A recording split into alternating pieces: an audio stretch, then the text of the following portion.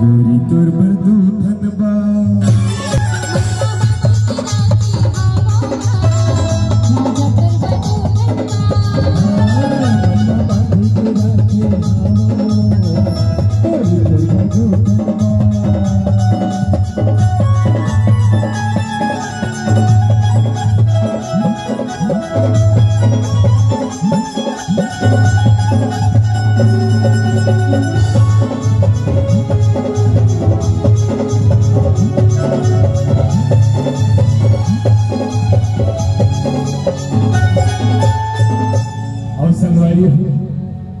हमारे बीच में उपस्थित हो जात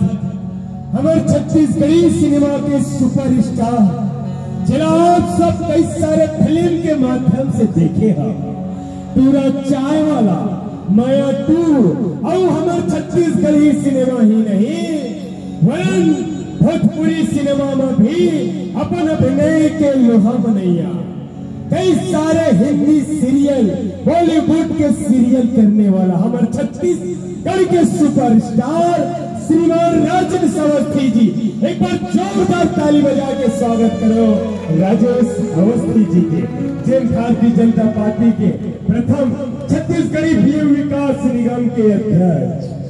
सांस्कृतिक प्रकोष्ठ के प्रदेश संयोजक, बेटी बचाओ बेटी पढ़ाओ के ब्रांड एम्बेसडर और हमारे छत्तीसगढ़ी सिनेमा के सुपरस्टार राजेश अवस्थी जी।